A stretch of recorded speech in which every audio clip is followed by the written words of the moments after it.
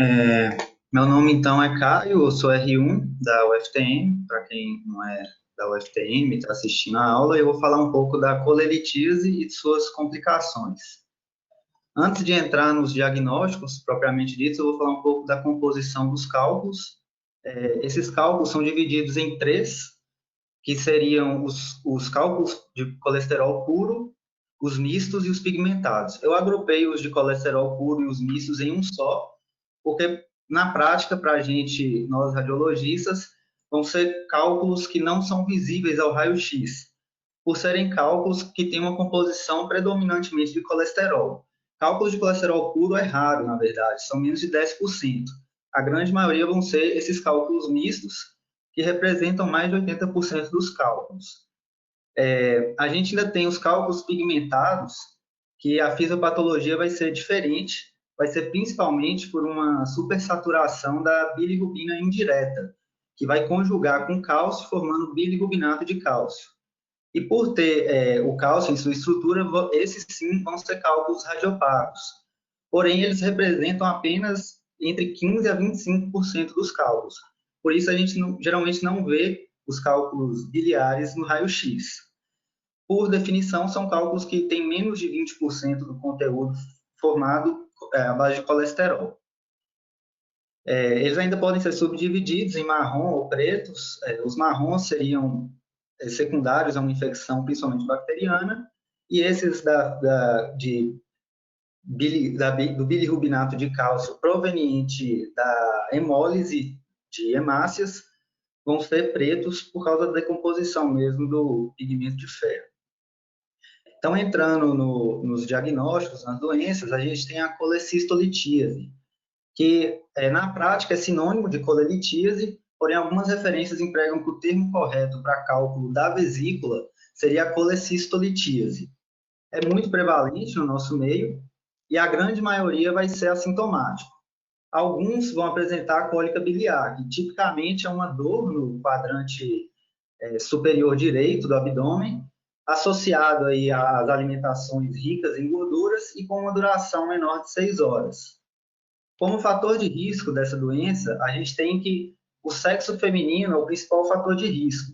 Isso por causa da presença do estrogênio. Isso explica também o uso de anticoncepcionais como fator de risco para a formação desses cálculos. Temos ainda a idade, um emagrecimento acelerado, uma nutrição parenteral total, que vão promover uma estase maior dessa bile consequentemente, facilitando a formação desses cálculos.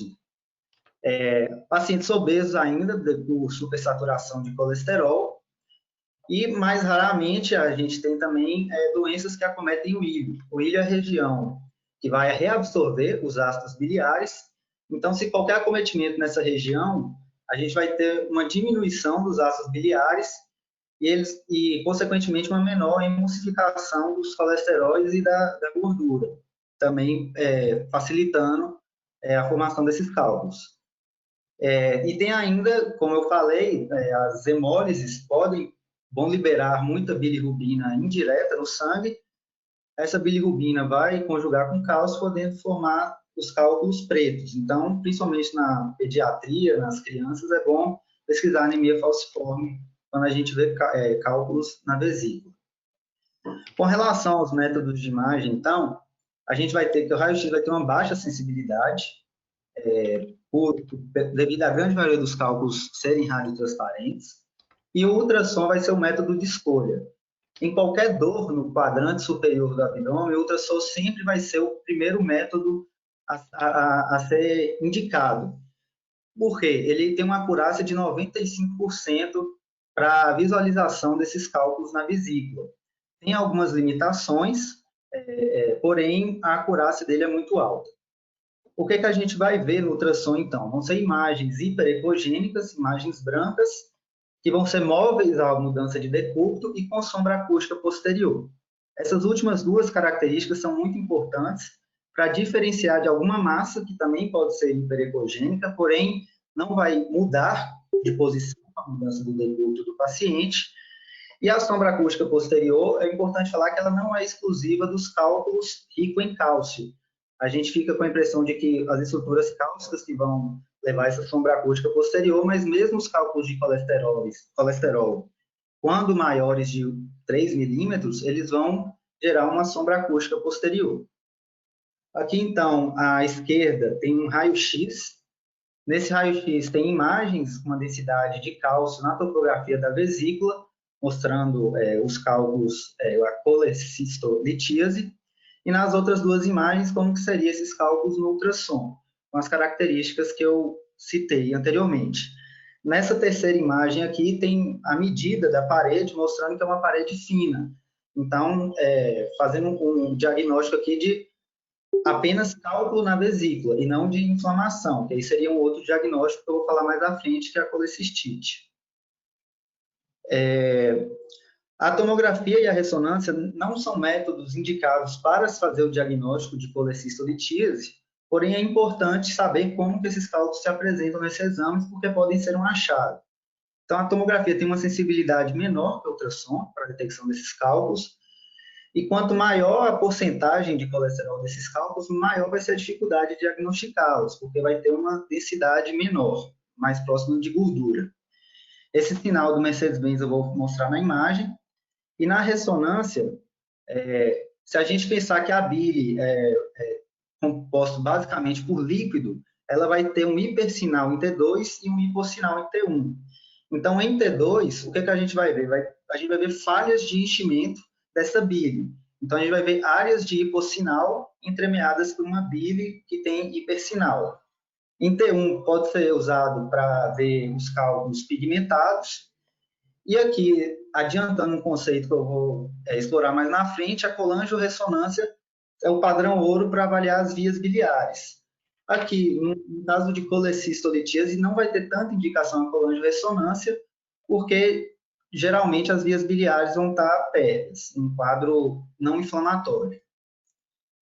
Então, aqui, mostrando duas imagens de tomografia, à direita, inclusive um cálculo calcificado, mas o que eu queria mostrar é esse sinal da Mercedes-Benz, que é essa densidade de ar no interior do cálculo. Os cálculos, à medida que eles vão envelhecendo, ocorre uma degeneração gasosa, liberação de gás nitrogênio, e a gente tem essa imagem na tomografia. Aqui na ressonância, nessas duas primeiras imagens, é uma ressonância em T2, mostrando que essa bile líquida tem o hipersinal, que é a característica de T2, que é a água com hipersinal, e falhas de enchimento nessa bile, que seriam os cálculos de colesterol. Nessa terceira imagem é uma colangiorressonância, também mostrando a falha de enchimento no infundíbulo do colo, e também associado aqui uma falha de enchimento no colédoco, que aí já é outro diagnóstico que eu vou falar mais à frente. A falha de enchimento aqui na região do colédoco. Um termo que é importante a gente ter conhecimento, porque é usado muito nos laudos ultrassonográficos, é o conceito de bile espessa, ou lama, ou barro biliar, que é diferente, e muitas pessoas usam como sinônimo de bile tumefacta. A lama ou barro biliar, ela vai ter uma ecogenicidade homogênea e vai ser amorfa, fazendo um nível líquido-líquido entre a bile normal e essa bile espessa. Ela é geralmente homogênea, mas pode conter microcálculos. E aqui também não confundir microcálculos com lama biliar. Microcálculos são cálculos menores do que 3 milímetros e podem estar presentes dentro dessa bile espessada, mas também podem estar presentes na ausência de uma bile espessada. E o que tem de interessante deles é que a sombra acústica posterior nesses microcálculos pode estar ausente, e a gente vai lançar a mão de um sinal da cauda de cometa no estudo Doppler. Jejum prolongado, gravidez e nutrição parenteral total, que são causas que propiciam uma estase maior da bile, são causas dessa bile espessa, que geralmente vai regredir, mas pode evoluir também para a litíase, por ser uma bile rica em colesterol, ácidos graxos, favorecendo a formação dos cálculos também. A bile tumefacta, por sua vez, já não vai formar esse nível líquido-líquido e vai ter um aspecto maior, vai ter um aspecto de massa. Porém, é possível diferenciar por não ter fluxo ao estudo Doppler, e qualquer massa vai ter fluxo ao estudo do Doppler colorido. A grande maioria também vai ser móvel à mudança de decúbito. Então, nessa primeira imagem, mostrando o nível líquido-líquido de uma bile espessa homogênea, mais a posterior, e mais anterior uma bile normal, como que ela é no ultrassom. Nessa imagem à direita, o sinal da cauda de cometa, que é quando coloca o Doppler colorido em cima do cálculo e dá esse aliasing posteriormente ao cálculo. Nessa imagem, as três imagens superiores, mostrando que com a mudança de decúbito ocorre a movimentação dessa bile tumefacta. Nessa primeira imagem pode simular um cálculo impactado no fundíbulo, porém, quando a gente faz a mudança de decúbito, é visível que há a movimentação desse componente. E essa imagem mais embaixo aqui, mostrando essa bile tumefacta, que pode simular uma massa, porém não vai ter fluxo no estudo Doppler. Na ressonância, como que seria o aspecto? Considerando que a bile vai ter hipossinal em T1, a bile normal vai ter hipossinal em T1, a bile espessa vai ter um hipersinal. E em T2, a bile espessa já vai ter um hipossinal quando comparado com a bile normal, que tem a densidade próxima de líquido. Então, a coledocolitíase vai ser predominantemente uma complicação da colecistolitíase, por migração de cálculos, principalmente cálculos pequenos, menores de 8 milímetros. Os cálculos marrons também podem ser formados primariamente no colédo, porém não é a regra. Assim como na colecistolitíase, a coledocolitíase, quando suspeitada, o ultrassom vai ser o primeiro método na avaliação. Porém, aqui ele perde a sensibilidade quando comparado com a colecistolitíase, devido principalmente à interposição gasosa do duodeno, porque na maioria das pessoas o colédoco distal vai ter um trajeto posterior ao duodeno, e essa interposição gasosa pode dificultar a visualização do colédoco distal. Então, o que pode aumentar a sensibilidade do ultrassom? Um jejum de 6 a 8 horas, e alguns autores ainda colocam que se o paciente tomar água antes do exame, isso pode melhorar a janela acústica.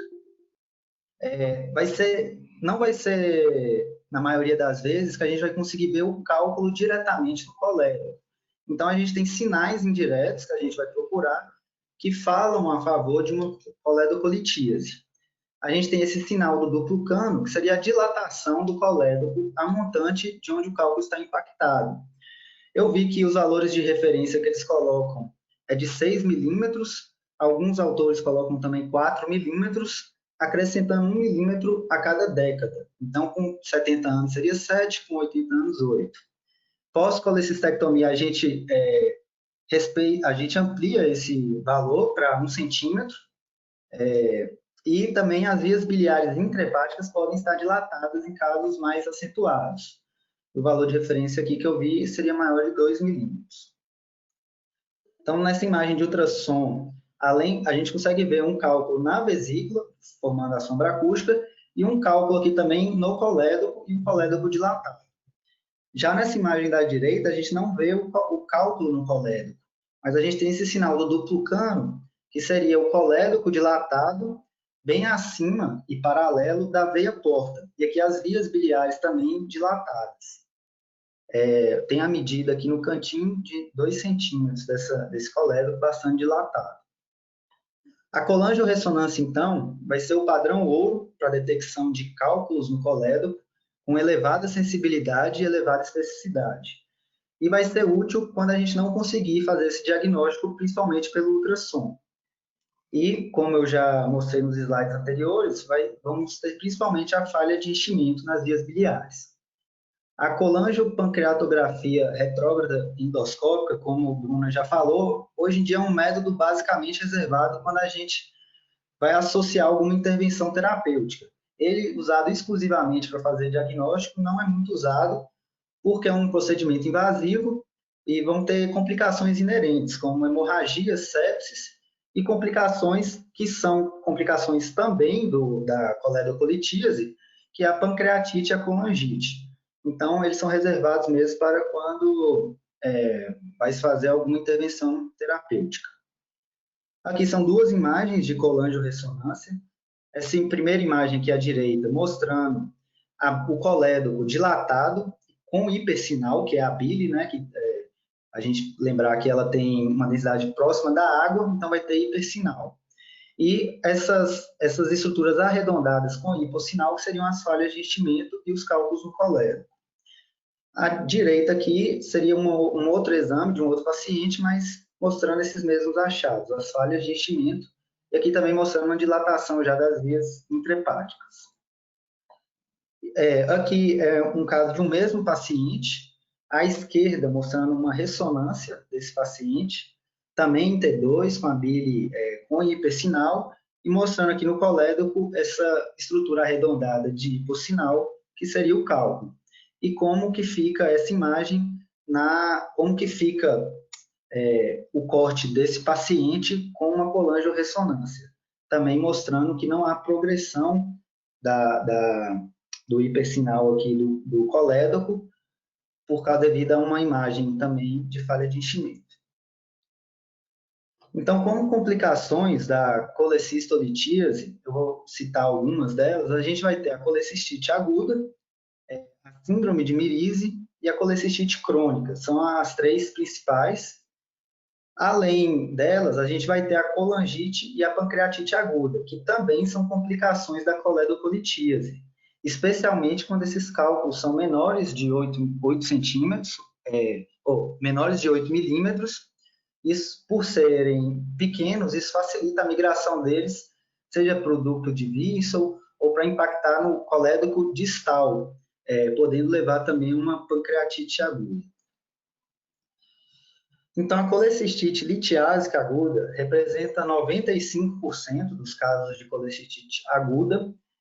As colecistites não litiásicas vão entrar mais no diagnóstico diferencial e pode acometer até 1/3 dos pacientes com colecistolitíase. A fisiopatologia é um cálculo impactado no infundíbulo, levando a uma obstrução que vai levar a uma distensão da vesícula biliar por acúmulo de bile.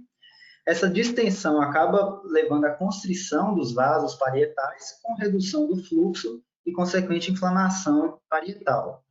Como clínica, a gente vai ter aquela cólica biliar, porém aqui eles falam que caracteristicamente tem uma duração maior de 6 horas e sinais e sintomas de inflamação, como febre e leucocitose.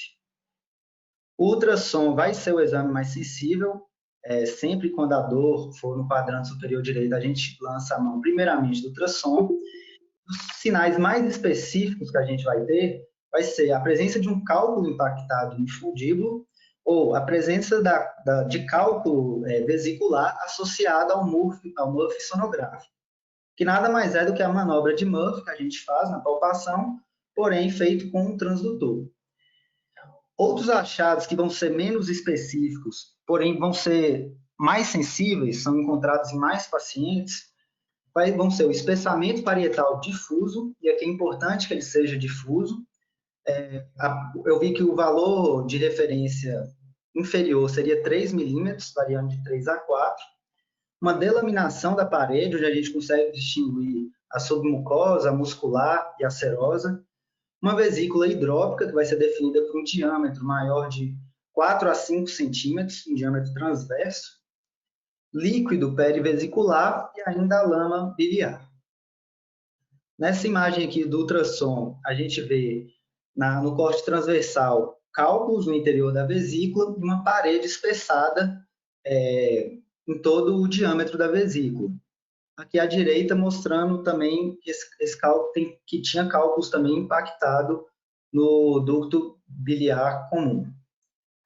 Nessa imagem da direita, um corte longitudinal da vesícula, e a gente consegue ver aqui na medida da parede que está quase 9 milímetros. Então, tem uma parede espessada e a gente também vê a delaminação da parede, que são essas diferentes, uma faixa hiperecóico, uma faixa hipoecóica na parede. Caio, Essa outra... Oi. mais 5 minutinhos, tá? Já tem muito slide ainda. Então, aqui mostrando os mesmos achados, anecoico aqui a coleção, espessamento difuso e o cálculo impactado. A TC, alguns autores advogam como método inicial, principalmente quando a gente quer procurar outros diagnósticos de abdômen agudo inflamatório, porém a sensibilidade é muito menor que o ultrassom. A gente vai ter a gordura perivesicular, que dá para ver aqui nessa imagem à direita, um realce parietal difuso, que também vai ser os achados adicionais em relação ao ultrassom. Esse sinal aqui do abaulamento da parede anterior, que é um sinal mais precoce, bastante específico. Aqui mostrando o líquido também ao redor. Nessa imagem à direita, uma hiperemia do parênquima hepático adjacente, devido ao processo inflamatório mesmo, ocorre uma maior irrigação aqui.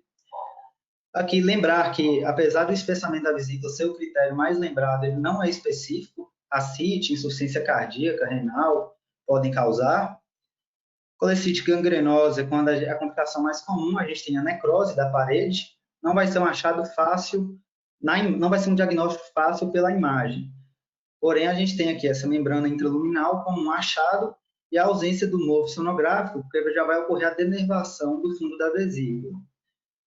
Aqui mostrando que é o realce assimétrico, com ausência de fluxo em alguns locais da parede, e na tomografia a ausência do realce em toda a parede. Enfisematosa, quando a gente vai ter ar, mais comum em diabéticos, seja ar parietal ou intraluminal.